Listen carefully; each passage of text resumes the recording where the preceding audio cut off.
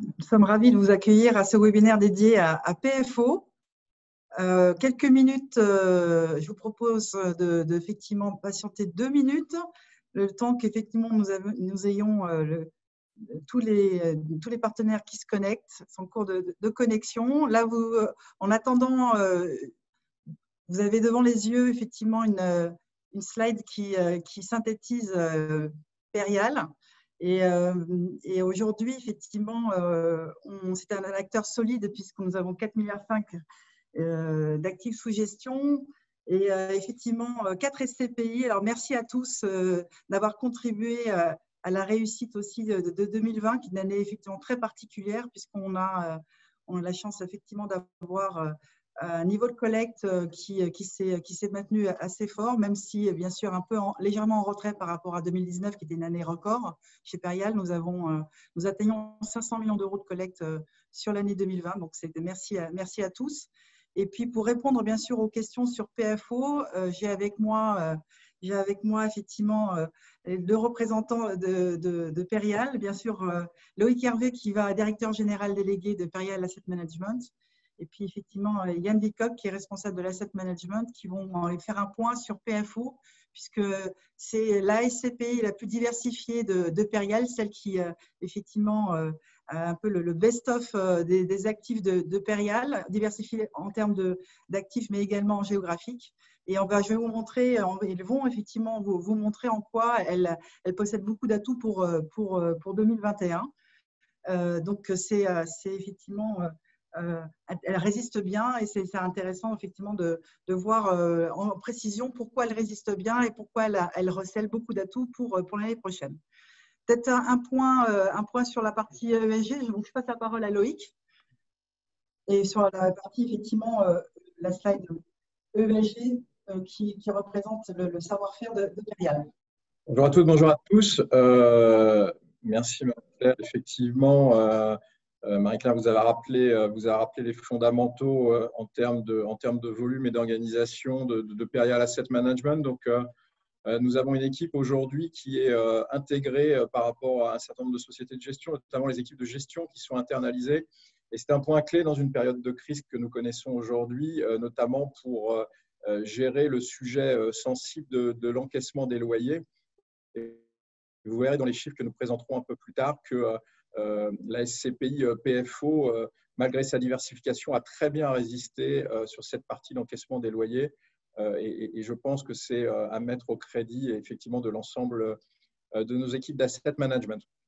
Alors, une équipe solide, une équipe également qui est concentrée complètement sur la partie ESG. Nous avons la conviction chez Perial Asset Management depuis de très nombreuses années, notamment à travers la création de PFO2 dès 2009, que nous nous dirigeons vers une société décarbonée et nous devons anticiper pour créer la valeur de demain, l'amélioration permanente de l'ensemble des indicateurs extra-financiers qu'on peut regrouper sous les thèmes environnement, social, sociétal et gouvernance que vous voyez à l'écran. Nous avons lancé notamment à travers PFO2 cette année et Perial Eurocarbone également, qui est une SCI que nous lançons dédiée aux investisseurs institutionnels et qui va jusqu'à la décarbonation des actifs, de lancer une analyse ESG poussée de l'ensemble des actifs. Vous le retrouvez sur les analyses extra-financières en ligne aujourd'hui de PFO2, 60 critères qui vont nous permettre d'améliorer en permanence les bâtiments. Pourquoi je vous parle de PFO2 ici? Parce que nous allons appliquer strictement la même méthodologie à l'ensemble des fonds de Perial Asset Management et donc à PFO. Et c'est un point fondamental de la transformation des actifs pour les années qui viennent. Voilà. J'en dis pas plus sur la partie RSE et je passe la parole au directeur du Fund Management, Yann Lecoq, pour vous présenter les grandes tendances du marché. Merci Loïc. Donc effectivement, un petit point pour vous parler de 2020 déjà au niveau du marché avant de vous faire un détail plus important sur PFO.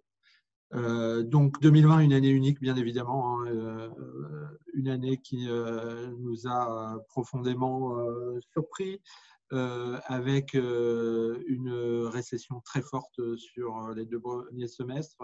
La vraie question est sur la reprise, comment va-t-elle se faire? Le côté positif quand même, c'est que le rebond au 3T avait été supérieur à ce qui avait été anticipé par les analystes. Mais le deuxième confinement n'avait pas forcément été anticipé. On parle maintenant de 3e vague. Alors, sur le côté des bonnes nouvelles, il y a le vaccin qui arrive. Donc, la vraie question, c'est quelle va être cette reprise en 2021. Il y a une vraie incertitude sur le sujet. Mais il faut quand même rappeler que les banques centrales ont injecté massivement de l'argent dans l'économie et que les gouvernements ont également fait des mesures de soutien très importantes aux économies, hein, que ce soit en France mais dans les autres pays européens. Et ce qu'on craignait en début d'année, pendant le premier confinement, si vous avez assisté à nos webinaires, on vous expliquait que ce qu'on craignait, c'était les vagues de faillite. Pour l'instant, ces vagues de faillite n'ont pas eu lieu. On en a quelques-unes par-ci par-là, mais aucun mouvement massif. Et ça, on le doit essentiellement au soutien de l'économie par les gouvernements. Donc, il faut espérer que ça continue ainsi. Pour l'instant, ça a l'air de tenir. Et donc, c'est plutôt une bonne nouvelle pour l'immobilier, puisque forcément, la santé de nos locataires a un impact très fort sur les revenus de nos véhicules. Sur les investissements, des investissements en baisse de toute évidence, mais parce qu'on compare à 2019. Si vous regardez le chiffre en France, alors si vous regardez l'Allemagne, les 42 milliards, on est quasiment à l'identique de l'année dernière, qui était déjà une année record pour l'Allemagne. Donc c'est une performance très très bonne sur l'Allemagne. Mais en France, 18 milliards, certes en baisse de moins 31%, c'est le 3e plus gros volume d'investissement ces 10 dernières années, juste derrière 2019 et 2018. Donc, vous voyez que ce n'est pas du tout un effondrement de l'investissement, bien au contraire. On est largement au-dessus de la moyenne 10 ans des investissements en France. Pourquoi? Parce qu'il y a beaucoup d'argent encore à placer. Hein. Les banques centrales ont mis énormément d'argent dans l'économie, donc cet argent doit se placer. Et l'immobilier est vu comme une valeur refuge. Alors, ce qui se passe, c'est qu'on a une différenciation très forte du marché immobilier entre 2 catégories du marché. Là, nous vous avons mis les taux de rendement, ce qu'on appelle prime. Donc, c'est des taux de rendement de bureaux qui sont des immeubles les mieux localisés et les mieux loués. Et donc, on voit que sur ces taux de rendement prime, il n'y a quasiment pas de mouvement, en fait. Des légères hausses à Amsterdam ou à Madrid, mais globalement, il n'y a pas de mouvement. Et on voit même que Berlin a continué à descendre.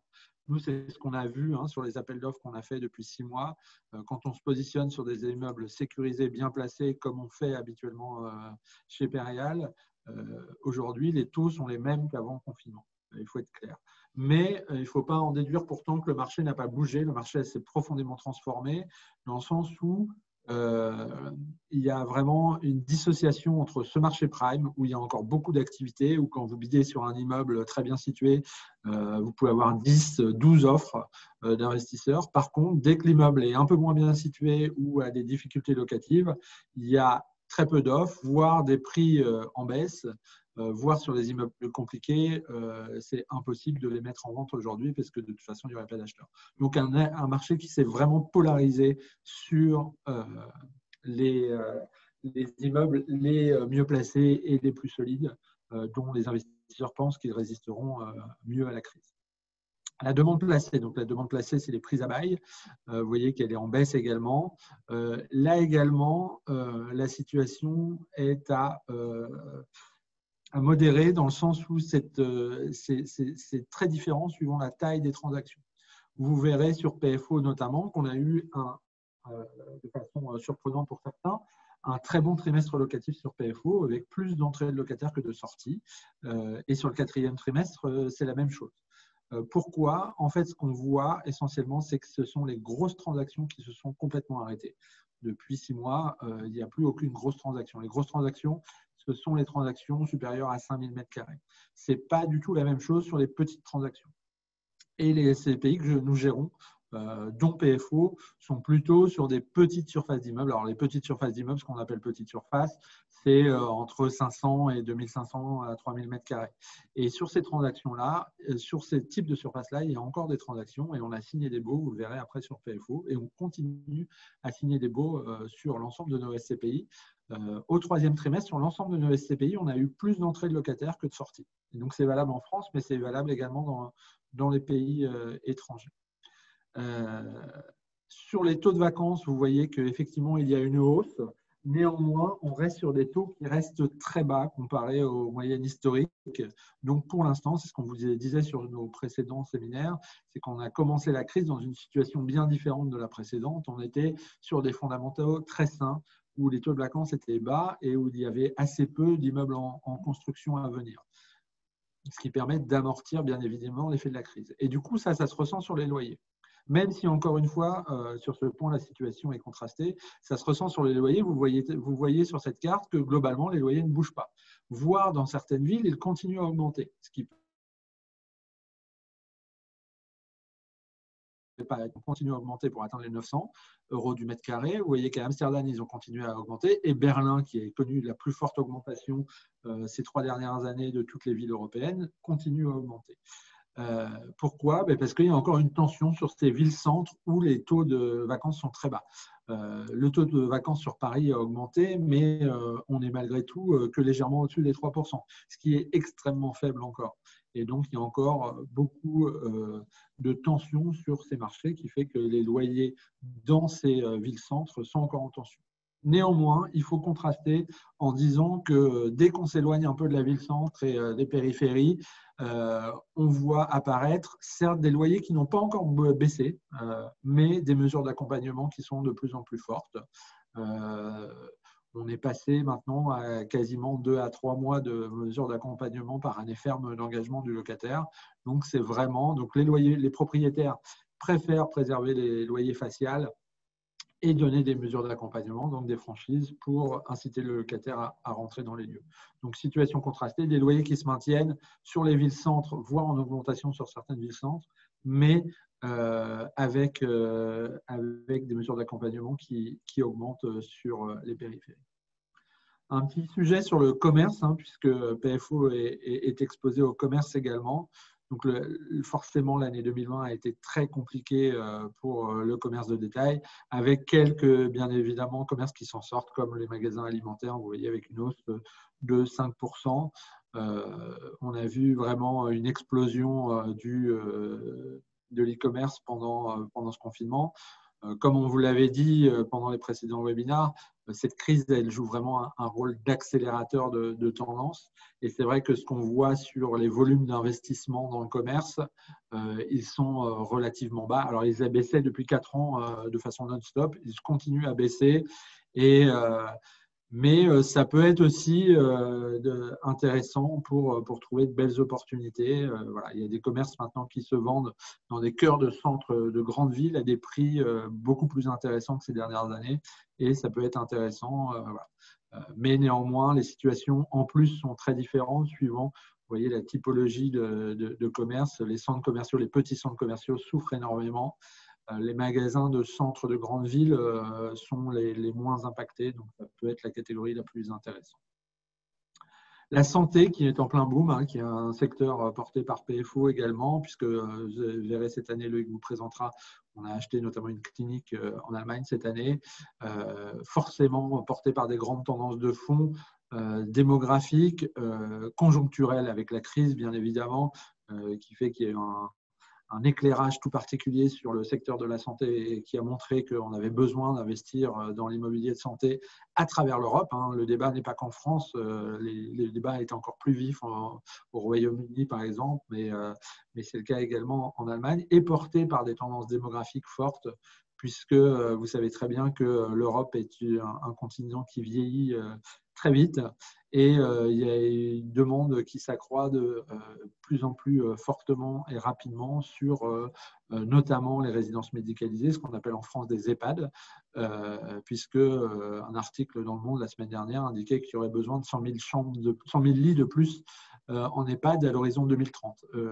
C'est vrai en France, c'est encore plus vrai en Allemagne, notamment où la population vieillit encore plus vite qu'en France, hein, puisqu'on a un taux de seniors bien plus important et que l'Allemagne devrait décroître en population à partir de 2025.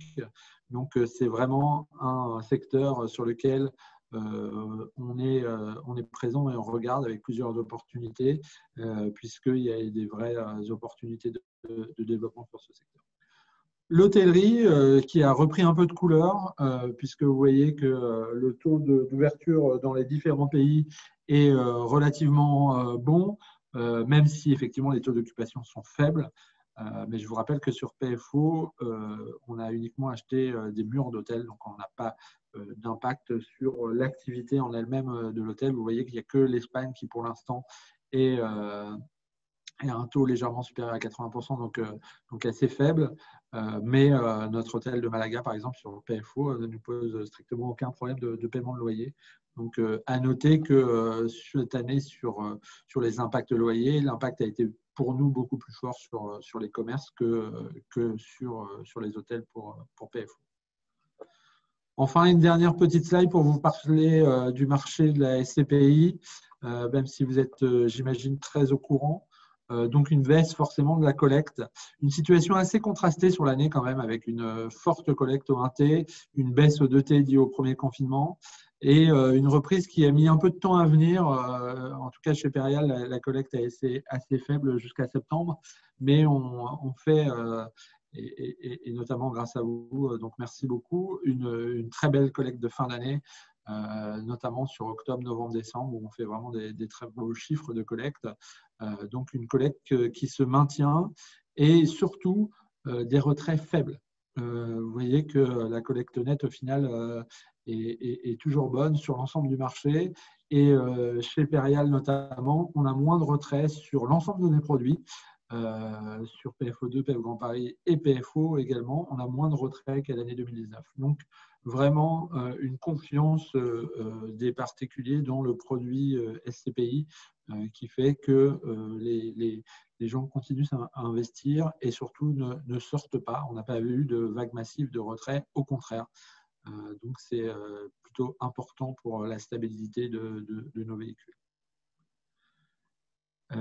Et enfin, un dernier sujet, effectivement, sur l'immobilier. On a eu beaucoup d'échanges ces derniers mois sur le sujet, sur l'avenir du bureau notamment.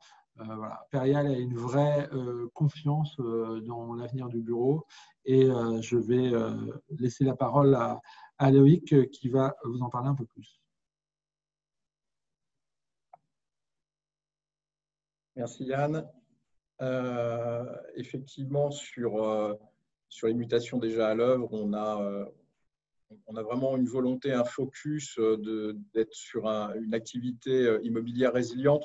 La sobriété environnementale, j'en ai parlé en introduction, c'est un sujet clé. La résilience des bâtiments également, avec des modifications d'usage à court ou moyen terme, est très importante. Hein. Donc, PFO, même si on est sur une SCPI diversifiée, est exposé au bureau.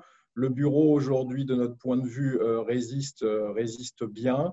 Le sujet du télétravail, qui effectivement se généralise sur les sociétés qui peuvent se le permettre à hauteur d'1,5 – 2 jours par semaine, est partiellement compensé en impact de surface sur la nécessité également de regrouper de créer des espaces collectifs plus larges, d'une part, et également compensé, d'autre part, par la décompression quelque part dans les flex office des benches de travail. Et ça, c'est lié à la crise sanitaire que nous connaissons aujourd'hui. Donc, on pense qu'on arrive à un point bas sur les ratios de mètres carrés par utilisateur. Et donc, cette partie-là va compenser l'autre partie. Donc, on ne voit pas de vague de libération massive spécifiquement sur les parcs de bureaux. Je propose de passer sur les fondamentaux de PFO. Avec tout d'abord un point extrêmement important pour une SCPI diversifiée, en tout cas c'est notre approche chez Imperial Asset Management, c'est d'avoir des durées résiduelles fermes de contrats de location les plus élevées possibles. C'est cette stratégie que nous avions implémentée depuis près de 3 ans maintenant sur PFO. Et vous voyez que nous sommes à une durée résiduelle des contrats de location de 5,4 ans le trimestre dernier. C'est extrêmement important parce que malgré les éléments que je viens d'indiquer sur l'avenir du bureau, il ne faut pas se leurrer non plus. L'activité d'un certain nombre de preneurs n'est pas très florissante et donc nous allons voir arriver un certain nombre de congés dans le courant des années 2021, 2022, 2023 qu'il faudra travailler par anticipation. Le fait d'avoir une telle durée résiduelle ferme de contrat de location assure une pérennité et contre l'idée éventuelle d'une vague de libération massive. Donc, une stabilisation du taux d'occupation réel à travers ce chiffre est forcément quelque chose qu'on peut prévoir d'ores et déjà sur les 3 années qui viennent sur PFO. Un autre point important, c'est ce qu'on a indiqué sur la partie droite, c'est que qui dit SCPI diversifié dit diversification au maximum du risque. Et donc, nous avons continué en dehors de l'exposition que nous avions bien répartie sur l'ensemble des métropoles régionales françaises et l'Île-de-France, nous avons continué nos développements en Europe pour également s'exposer sur différents marchés, que sont en particulier l'Allemagne, les Pays-Bas et l'Espagne aujourd'hui. Et nous sommes à l'heure actuelle à 26% d'actifs situés hors de France. Donc, on verra après dans la politique d'investissement de l'année 2020 sur quel type d'actifs ont porté ces investissements. Ouais. Alors, concernant la collecte, Yann pourrait nous en parler, mais on en a déjà parlé un petit peu. Donc, la capitalisation de PFO atteint pratiquement 800 millions d'euros à date, avec un niveau de collecte qui redémarre et on en est très satisfait. On n'est pas en mesure de vous donner le TDVM 2020 à date, bien entendu, mais celui de l'année dernière était très proche de 5%. Et c'est bien entendu notre objectif d'amener PFO en permanence à 5% de TDVM. Je pense que Yann vous donnera quelques éléments de prospective pour l'année 2020 en fin de présentation. Également, un point important et qui peut être utile dans ces périodes un peu complexes, nous avons constitué un report à nouveau de plus de 51 jours sur votre SCPI. Et Yann va pouvoir vous donner également quelques détails sur cette collecte et sur ses performances. Merci Loïc. Donc effectivement, une SCPI qui était vraiment sur de bons fondamentaux puisqu'on a augmenté le résultat depuis 3 ans maintenant, ainsi que la valeur de part en 2019. Ce report à nouveau, effectivement, c'est le report à nouveau au 30 septembre, puisqu'il a continué à augmenter pendant l'année 2020, puisqu'on a été plus prudent. Effectivement, les versements du 1T, du 2T et du 3T ont été inférieurs aux résultats de la SCPI parce qu'on savait, ce qui a marqué cette année, c'est quand même l'incertitude et qu'on voulait être très prudent sur la fin d'année. Donc une SCPI qui, néanmoins, on montrera plus tard, a plutôt quand même bien résisté et qui est protégée sur sa valeur de part, puisque vous voyez que notre valeur de reconstitution est bien au-dessus. Je rappelle que la valeur de part est à 966 € par part. Vous voyez que la valeur de reconstitution est à 1011 € par part au 31 décembre. Et donc, effectivement, qu'il nous faudrait une baisse de plus de 13% des valeurs d'expertise avant qu'on soit contraint de baisser la valeur de part. Donc, pas de sujet sur la valeur de part, d'autant plus qu'on a eu les premières indications sur les valeurs d'expertise 2020 et qu'on devrait avoir une valeur d'expertise qui est globalement en ligne avec celle de l'année dernière, peut-être en très légère baisse, mais en dessous des 1% de baisse, donc vraiment faible, donc plutôt une valeur d'expertise étale. Donc ça, c'est plutôt une bonne nouvelle. Je sais que ça a inquiété pas mal d'entre vous sur comment vont se tenir les valeurs d'expertise. Les valeurs d'expertise se tiennent bien en cette fin d'année sur l'ensemble de nos produits. Donc, il n'y aura pas de sujet sur les valeurs de part. Je vais repasser la parole à Loïc sur la partie gestion locative. Bien, donc j'évoquais notre ambition européenne en termes d'investissement et surtout de diversification du risque. Donc, vous voyez l'allocation d'actifs telle qu'elle est construite aujourd'hui, à la fois par typologie, bureau, commerce, hospitalité, allocation géographique en Île-de-France, région et Europe, et en Europe même, une diversification sur différents produits. Donc, vraiment, notre souci permanent est d'équilibrer au maximum cette répartition en termes de produits d'allocation géographique. Je viens sur les investissements justement de cette année 2020. Donc pour vous indiquer que nous avons d'ores et déjà signé 97 millions d'euros d'investissement. Donc c'est resté une année dynamique malgré le contexte difficile que nous connaissons, avec 90 millions d'euros également d'actifs sous promesse ou sous exclusivité. Des chiffres d'arbitrage qui peuvent paraître plus faibles, 16 millions signés, 12 millions sous exclusivité, mais un très gros travail également des équipes en termes d'arbitrage pour sortir des petites lignes qui peuvent poser problème immédiatement ou à court terme sur de la vacance locative et éventuellement des actifs qui seraient plus parfaitement conformes, notamment sur la partie bureau en matière de standards par rapport à ce qu'exigent aujourd'hui les preneurs à bail. Je viens dans le détail des investissements donc, pour vous présenter donc, les principaux actifs achetés cette année. À Amsterdam, l'actif Brunel entièrement loué donc à une société de recrutement pour environ 5000 m², des contrats de location de 7 ans ferme. À Nantes, le Tripode, un tenement sur lequel nous étions déjà présents par ailleurs, une location 100% à Pôle emploi pour également une durée de contrat de location de 6 ans ferme. Yann vous en parlait tout à l'heure, une clinique en Allemagne pour 14 700 m², donc sur un rendement de 6,3%, avec une durée longue de contrat de location de 20 années. Les deux hôtels, Meudon et Saint-Denis, donc, qui sont des constructions neuves qui viennent d'être livrées et qui démarrent en exploitation auprès d'une chaîne très solide, B&B, pour un montant de 23 millions d'euros et avec des durées fermes de contrat de location de 12 ans.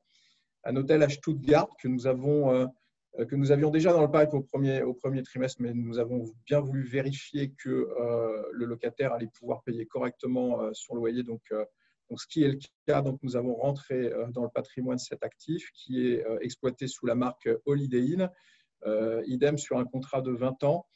Un immeuble de bureau sur Toulouse, Ramonville, qui est loué à 100% au groupe Régus pour une durée de 9 ans ferme sur la nouvelle station de métro de Labège. Enfin, un hôtel dans le centre de Malaga, dont vous a parlé également Yann tout à l'heure, pour un rendement de 5,7% sur une durée ferme de 15 années et encore quelques acquisitions en cours à l'heure actuelle, 3 actifs aux Pays-Bas de bureaux, 2 à Utrecht, 1 à Amersfoort sur la gare d'Amersfoort et 1 en Allemagne à Essen, loué en très grande partie à l'énergéticien RWE. Tout cela se traduit dans une activité locative qui est, de notre point de vue, très robuste, avec un taux d'occupation réel du parc à près de 95%. Et avec un taux d'occupation financier également très bien orienté à 92,7%.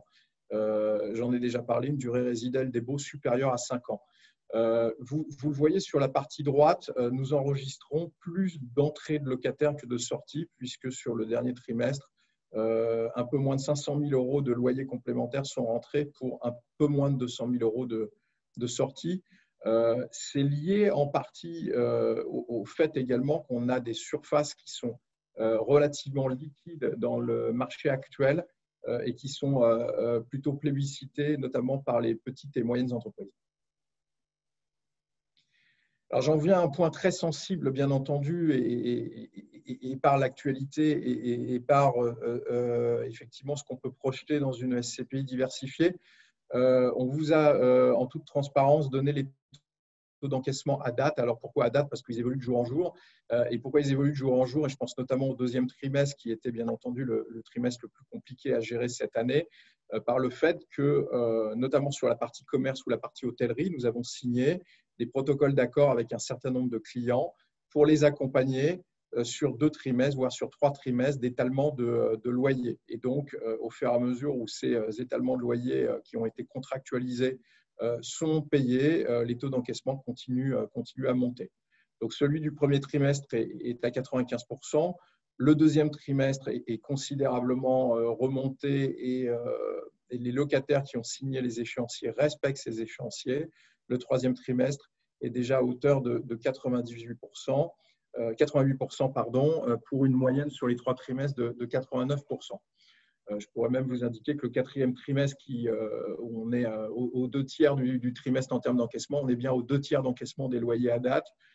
Donc, nous sommes rassurés de ce point de vue-là. Ce n'est pas forcément très simple, ça nécessite un travail auprès de chacun des locataires pour bien analyser leur situation. Et je pense qu'il y a une question qui était posée sur le monitoring de la santé financière des entreprises. Donc oui, nous avons passé un contrat avec Dun & Bradstreet pour analyser en permanence l'évolution de l'état santé financière de nos locataires que nous suivons attentivement, et ce qui nous permet également de discriminer les demandes qui nous semblent légitimes de celles qui le sont un peu moins. Il y a des secteurs d'activité qui sont bien entendu beaucoup plus touchés que d'autres. Il y en a certains qui résistent très très bien. Je pense notamment à tout ce qui est digital, tout ce qui est santé, tout ce qui est pharmacie. Il y en a qui sont beaucoup plus compliqués. Je pense notamment à l'aéronautique ou l'automobile. Pour autant, au sein du même secteur, on peut avoir des disparités assez fortes en fonction de ce qu'était la santé financière des entreprises avant de rentrer dans la crise et de leur management. Je pense à la restauration en matière d'hébergement. Nous avons, je citerai qu'un exemple, la chaîne Buffalo Grill, par exemple, qui résiste très bien, qui continue à payer ses loyers et avec laquelle même nous sommes en train de contractualiser des nouveaux contrats de 12 ans ferme sur la totalité de leur parc. Donc, même si un secteur d'activité peut être en difficulté, certains de nos locataires peuvent s'en sortir plutôt correctement dans cette période difficile.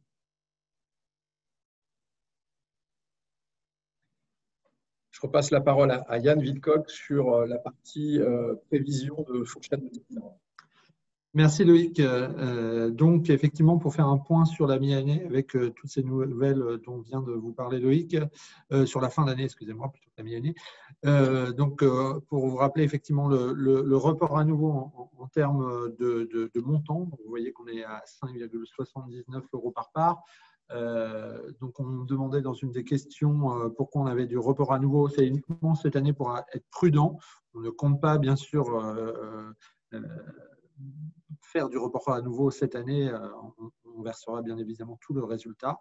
La fourchette de dividendes qu'on avait revue pendant le confinement était de 38,40 à 44 € par part, ce qui fait entre 4 € et 4,60 € de rendement. Donc, bien sûr, un impact dû à la crise, mais un impact relativement modéré. Nous pensons atterrir aujourd'hui dans la moitié supérieure de cette fourchette. Donc, c'est plutôt une bonne nouvelle. Et nous étudions bien évidemment la possibilité de verser une partie du report à nouveau pour compenser, parce que voilà, on a toujours dit que ces reports à nouveau étaient constitués pour faire face aux années difficiles. Donc, bien évidemment, en fonction du résultat définitif du quatrième trimestre, alors le quatrième trimestre n'est pas fini, donc on ne peut pas vous donner le résultat définitif. Et en plus, la situation, et voilà, on est encore en confinement. Donc, sur une année normale, on aurait pu vous donner une estimation. Là, on préfère être prudent, comme d'habitude chez Perial. Et donc, mais sachez que voilà, le report à nouveau est quelque chose qu'on peut utiliser chez Perial. Et vous avez vu qu'au 3T, on avait remonté la part à 10 € par part, puisque les signaux étaient bons sur la SCPI. Et donc, on a décidé de reverser la même chose qu'au premier trimestre. Et donc, vraisemblablement, une distribution au 4T qui sera dans la moyenne supérieure de la fourchette que l'on vous a communiquée pendant le confinement. L'objectif de PFO pour demain, c'est quoi? C'est pour 2021 de montrer un rebond, de reviser les 5% de rendement comme l'année dernière. On pense que c'est vraiment faisable, notamment avec toutes ces acquisitions qu'on a faites cette année. Une des raisons de cette petite baisse de performance, c'est dû au décalage des acquisitions qu'on a décidé, notamment sur les hôtels, pour être sûr que les hôtels étaient solides avant de les acquérir. Mais bien évidemment, c'est un impact passager et donc on a vraiment comme ambition de retourner dès l'année prochaine sur des rendements à 5%. C'est quelque chose, à notre avis, qui est faisable. Vous avez vu qu'on a investi cette année 190 millions, alors que la collecte était, quant à elle, de l'ordre de 50 millions. Donc, on a utilisé de la dette et cet effet dette va être très bénéfique, bien sûr, sur le rendement de la SCPI, en restant sur des volumes de dette très raisonnables, puisqu'on était à la fin du troisième trimestre à un peu moins de 21% de dette, donc sur des volumes de dette qui restent quand même très raisonnables et assez peu risqués. Augmenter la durée résiduelle ferme des baux, Loïc en a parlé, c'est vraiment toujours un objectif. Et enfin, vraiment continuer dans l'ambition européenne de PFO pour dépasser les 50% d'actifs situés en France. On vous avait dit en début d'année que notre ambition, c'était de dépasser les 30% et à fin d'année, on sera à plus de 30% avec ces deux actifs dont vous a parlé Loïc, le portefeuille aux Pays-Bas et l'actif d'Essen. On va dépasser les 30% d'exposition et approcher les 35%. Donc, vraiment, dès l'année prochaine, notre objectif, c'est d'être entre 35 et 40% d'exposition à l'étranger en fin d'année prochaine et de continuer à augmenter pour diminuer la part de France pour avoir une vraie dispersion du risque. Et vous avez vu qu'on a investi essentiellement sur l'Europe du Nord, puisque notre plus grosse exposition, c'est les Pays-Bas. Et c'est des économies qui ont beaucoup mieux résisté. Si vous regardez les perspectives de croissance pour cette année, enfin on va dire de récession, les chiffres, les Pays-Bas et l'Allemagne sont quand même les pays qui sont les moins impactés avec des taux de croissance prévus entre moins 5 et moins 6%, alors que sur la France, on est autour de moins 10% notamment.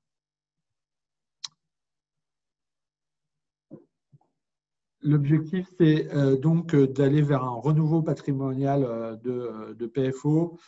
Sur la première partie d'année, privilégier notamment les actifs de santé et résidences gérées, même si ça peut être le bon moment de se positionner sur des hôtels. Donc, on n'exclut pas les hôtels, mais effectivement, comme les hôtels, les prix ont eu tendance enfin, qu'il y a eu moins d'acheteurs ces derniers temps, beaucoup de vendeurs n'ont pas mis d'hôtels sur le marché, donc il y a peu d'opportunités en ce moment.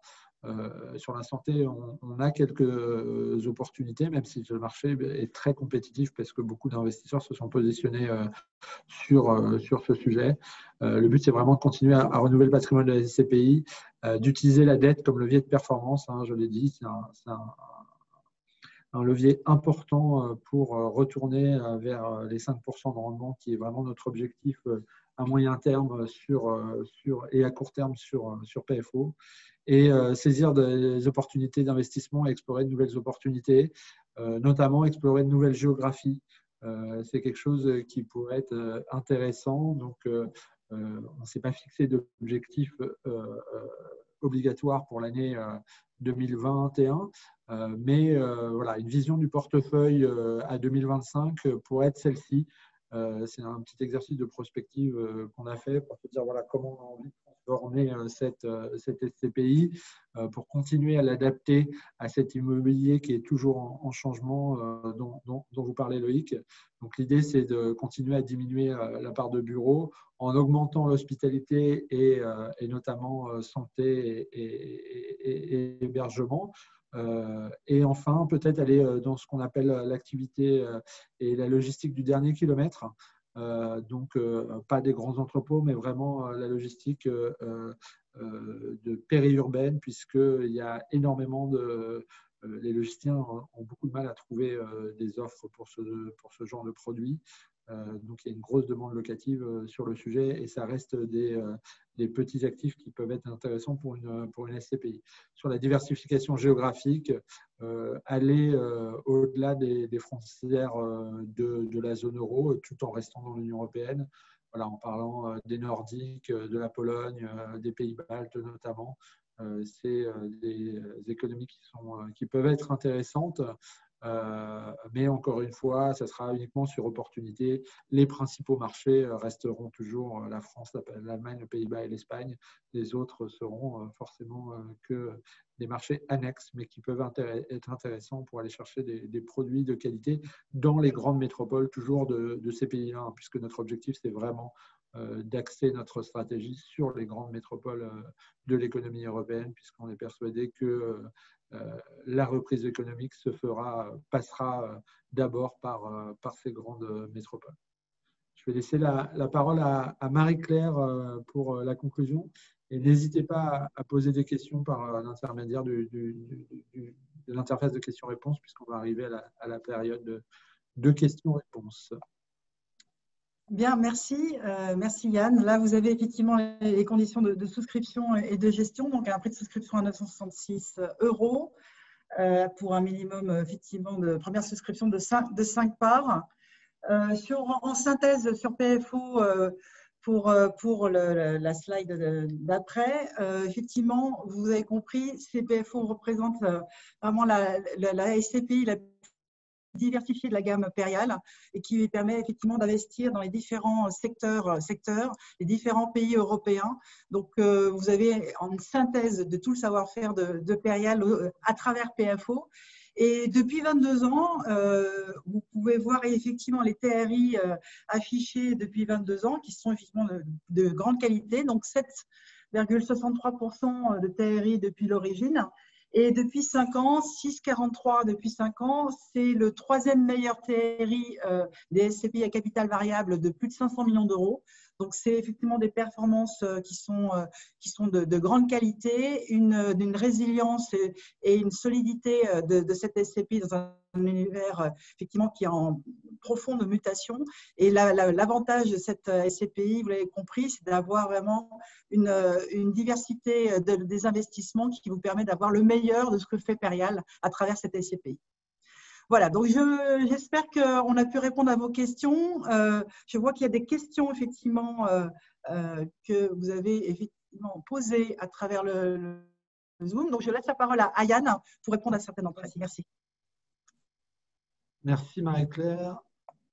Effectivement, des questions sur le levier. Alors, toutes ces infos sont dans le BTI parce qu'on essaye d'être le plus transparent possible avec vous, mais il n'y a pas de problème. Alors, le levier max, il est dans nos statuts, c'est 30% aujourd'hui dans les statuts de la SCPI, mais c'est vrai sur les 3 SCPI Perial, hein, c'est 30% de notre taux d'endettement maximum statutairement. Le taux moyen d'endettement actuel, je n'ai plus le chiffre exact en tête, mais ça tourne autour des fin du 3T, c'était inférieur à 20%. Et aujourd'hui, on doit être autour de 21%. La maturité de notre dette, elle est également dans le BTI, elle est de 5 ans aujourd'hui. On fait en sorte de lisser cette maturité. Ce n'est pas qu'une question de maturité moyenne, parce que si tous les prêts étaient à 5 ans, on aurait un problème. Donc, on lisse sur les 10 ans. On prend des prêts à 10 ans, des prêts à 7 ans, des prêts à 5 ans et des prêts court terme, et de telle façon que chaque année, on n'ait pas de mur de la dette à affronter et toujours qu'avoir un petit montant à rembourser. Voilà. Cette année, par exemple, en cette fin d'année, on a renouvelé pour 80 millions de lignes de court terme sur PFO, qui étaient des lignes qui arrivaient à expiration. On les a renouvelées à des conditions très intéressantes, sans aucun problème. Donc voilà, c'est quelque chose qui est vraiment la dette, qui est quelque chose qui est vivant et sur lequel chaque année, on re-signe de nouveaux financements et on en déboucle d'autres. Donc voilà, mais c'est quelque chose sur lequel on est très vigilant, effectivement, de ne pas avoir de mur de la dette. N'hésitez pas si vous avez d'autres questions.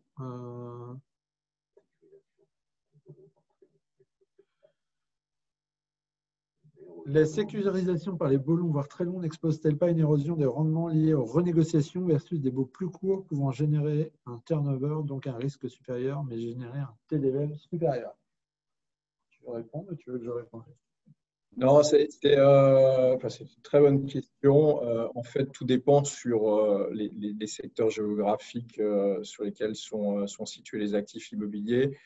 C'est sûr que quand on a des très fortes valorisations à moyen terme ou long terme de valeurs locatives de marché, on a on a tendance à réduire ces durées de façon à maximiser dans le temps l'évolution positive de la performance.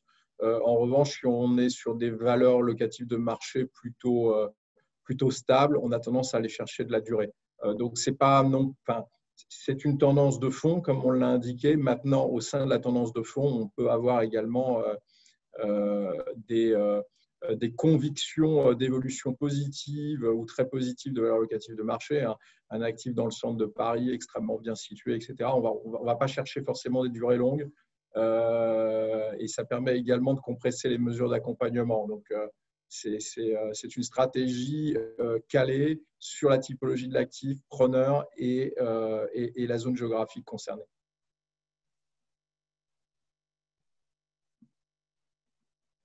Merci Loïc. N'hésitez pas si vous avez d'autres questions. Et peut-être rappeler également qu'en ce moment, effectivement, avoir des durées fermes longues compte tenu de la crise, c'est plutôt une situation intéressante pour le véhicule quand même.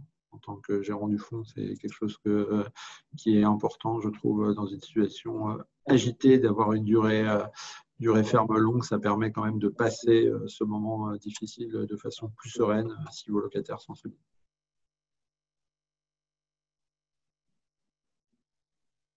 Plus de questions. Marie-Claire, je vais te laisser peut-être conclure. Très bien, merci à tous. Merci Yann, merci Loïc. On aura l'occasion effectivement de refaire cet exercice fin janvier pour faire un bilan global de l'année 2020 et effectivement exposer toutes les perspectives sur l'année 2021. Donc, on vous enverra la date prochainement. Et puis, donc, je vous souhaite de très belles fêtes de fin d'année dans un contexte un peu particulier. Et on vous donne rendez-vous donc l'année prochaine. Merci encore. Merci beaucoup. Merci.